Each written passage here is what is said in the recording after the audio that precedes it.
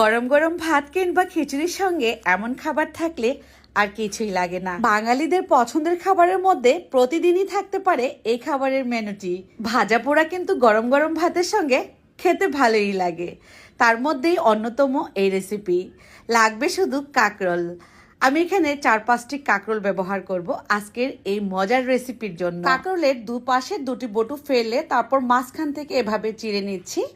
অবশ্যই কাঁকরোলগুলো খুব ভালোভাবে ধুয়ে নিতে হবে। তারপর চামচের এই যে ডাঁটাটা দিয়ে খুব ভালোভাবে এভাবে করে ভেতরের অংশটাকে উঠিয়ে নেব। এটা উঠানো খুবই ইজি। চাইলে কিন্তু ছোট সাইজের চায়ের চামচ দিয়েও তুলতে পারেন। সবগুলো উঠানোর পর আমি ভেতরের যে অংশগুলো সবগুলো একটা বাটিতে নিয়ে নিচ্ছি। এগুলো কিন্তু ফেলে দেব না, এটা দিয়েই তৈরি হবে মজার এই খাবারটি।